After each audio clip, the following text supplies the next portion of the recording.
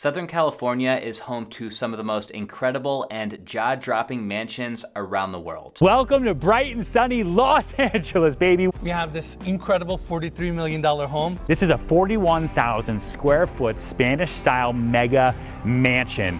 We're about to show you a Ferrari in the living room With an asking price of $139 million. From Beverly Hills to Bel Air, these expensive and over-the-top properties have been home to celebrities, athletes, and other ultra-wealthy business people for over a century. And with there being such a high demand for lavishly appointed homes in the area, the latest trend has been Los Angeles area developers building monster homes with monster price tags. Check it out. If we look in the LA area as of the filming of this video, there are currently over 50 houses for sale priced at over $25 million, with the most expensive home priced at a staggering $155 million. Then if we flip over to look at sold homes, we have 122 properties that have sold for over $25 million in the LA area just in the last 24 months alone. On the surface, it seems like Southern California is a hub for luxury properties and in a relatively healthy and balanced market, but looks can be deceiving. LA's $100 million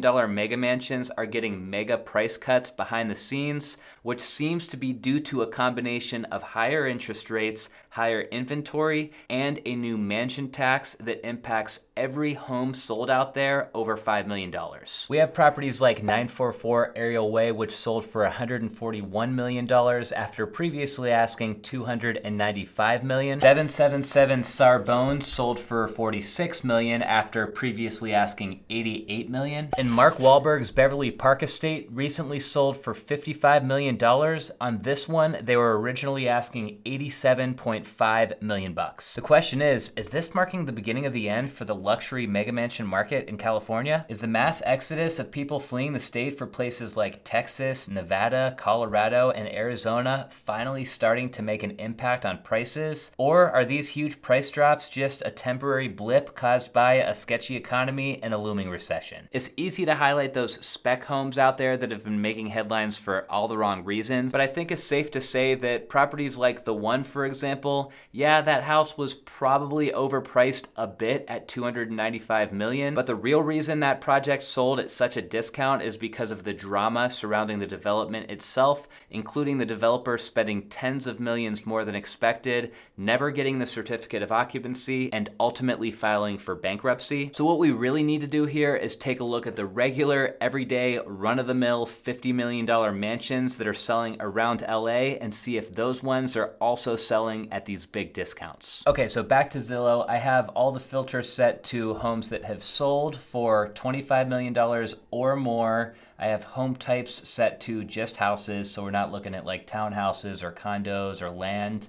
And then under the more section, I just have it set to look at anything that is sold within the last 24 months. You can see the biggest concentration of homes sold at this price point starts over here in the Pacific Palisades, and then it kind of moves up through Brentwood, then into Bel Air, and then into Beverly Hills with a little bit over here in Hollywood. I'm just gonna grab a couple of these random listings so we can check out the house really quick. We can look at what the house ultimately sold for, and then we can go back at price history and see what the home was originally listed for. Okay, so first up here we have 1011 North Beverly Drive in Beverly Hills. This home sold for $63,100,000. It sold in October of 2021. And it was a massive place. This was 9 bedrooms, 15 bathrooms, 29,000 square feet. So if we go over to here though and scroll down to the price history, let's see what happened with the price. Whoa, tons of activity on this place. Okay, so we started way back in 2018. This house was listed for $135 million. They removed the listing and relisted it for $125 million in 2020. The price was dropped, listing was removed. It was relisted in 2021 for $89,750,000. A few months later, in June 21, the price was dropped to basically $70 million. And then by August of 21, the price was dropped to $48 million, and then it basically almost right away went pending sale. But oddly, it closed way over what the asking price was at that point. In October 21, it sold for $63 million. So kind of a weird price history. I'm not sure why it would have sold for so much more than the final asking price. My guess is that they included all of this intricate furniture that's in here, but point is, this listing started at $135 million and ultimately sold at $63 million, which was less than half of what they were originally asking. Next, let's look at this one at 1060 Brooklawn Drive. This one's technically in Los Angeles. It sold for $61,500,000 in May of 21. It was 15,000 square feet, 13 bedrooms, and 17 baths. And if you look, they still have the photos on this one as well. Really nice house. Can't believe it sold for $61 million. I'm sure it's just all about the location on this one. Going over to the price history though here, let's scroll down to that. Okay, so in December of 2020, this house was listed for $75 million, and about 5 months later, it sold for $61 million, which was 18% less than they were originally asking. All right, and here we have a house at 30 Beverly Park in Beverly Hills. This one sold for $58 million in February 22. This was an 18,000 square foot house. They also still have all the photos up on this one, which is pretty surprising. And then if we go over to the price history on this property, let's see what we've got. So listed for sale originally for $85 million in August of 21. The price was dropped a bit before it went under contract and eventually sold for that $58 million. So here we are again. This deal sold for over $25 million less than this seller was originally asking. So far, it seems like that 20% number is about average for what the homes are selling for compared to their original listing price. Okay, here's another Beverly Hills house. This one is at 67 Beverly Park. It's almost 30,000 square feet. It sold for $52 million in February of 2023.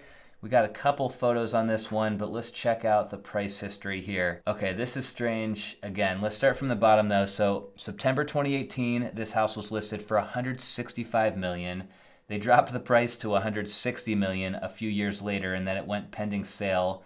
It finally sold in April of 21 for $51 million. A year later, in April 22, it sold for $51 million again. And then February of 23, this one sold for $52 million. I have no idea why there's so much weird price activity of this house basically selling for the same price every year for the past 3 years. But going back to that original listing price, started at $165, eventually sold for $51 million. That's over a $100 million discount on the asking price of this house. Nuts. Okay, and let's just look at one more. This one's on Cabrillo Drive. It sold for $51 million a few months ago. It doesn't even say the square footage or have any photos or anything, but what's the price history on this thing?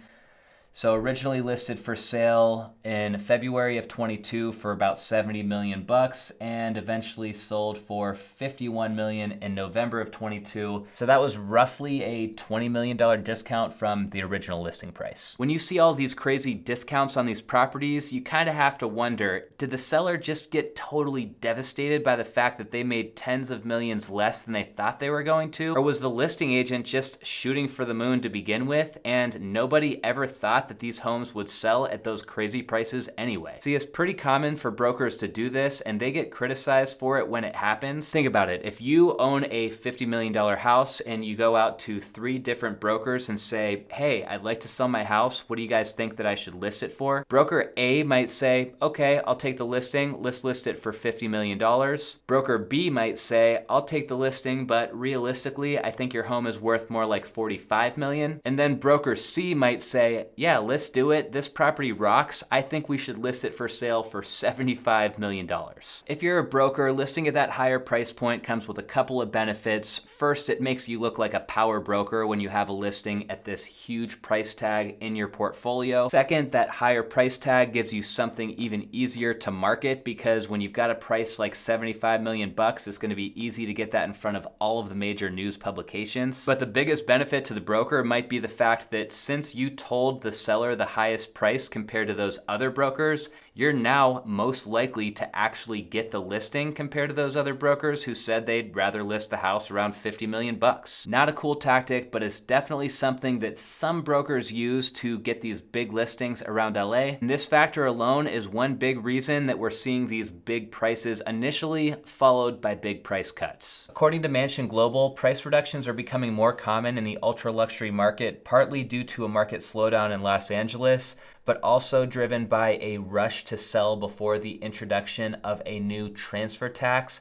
on luxury real estate sales, which goes into effect soon. Because of all this, sales activity around there is way down, and the average days a property sits on the market before it sells is way up. Every other day lately, it seems like there is more doom and gloom in the news. Mostly everybody agrees that we are headed to a recession at some point soon, if we're not in one already. The interest rate hikes at this point are showing no signs of slowing down. Big banks are starting to collapse. Oh yeah, and not related to real estate, but AI is also on its way to take over the world. The people who buy these mega mansions are the richest of the rich, and most people who end up extremely wealthy didn't get that way overpaying for real estate. So my guess is that as long as we continue to see all of this doom and gloom in the headlines, we are going to continue to see downward pressure on these ultra luxury listings across California. If you guys enjoyed the episode today, hit the thumbs up button down below before you go, or let me know what you think about all of this down in the comments. And also, another cool way that you can connect with me is through my newsletter. I'm sending out a private newsletter every Friday about what's going on in my life and my thoughts on random real estate topics, just like what we talked about today. So follow the link down in the description if you want to connect there as well. Thanks for watching. I'll see you guys next time.